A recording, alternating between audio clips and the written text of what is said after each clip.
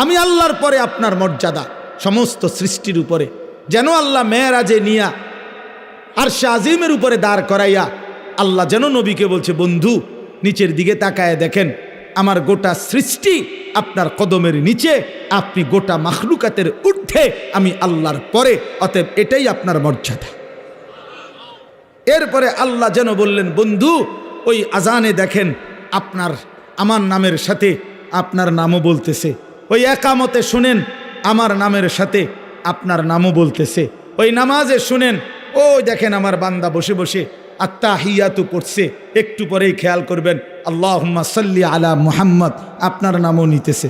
ও কবরের দিকে তাকায় দেখেন মুনকার নাকির প্রশ্ন করতেছে আমার বান্দাকে, আমার নামও নিছে, আপনার কথাও জিগাইছে। দেখেন দেখেন দেখেন আপনার কথাও জিজ্ঞাসা করছে। হাসরের ময়দানেও শুনবেন আপনার নাম, জান্নাতেও শুনবেন আপনার নাম।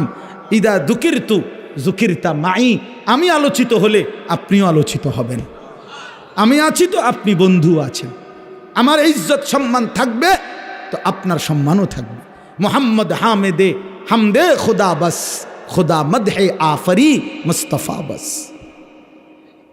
আল্লাহর প্রশংসায় মোহাম্মদ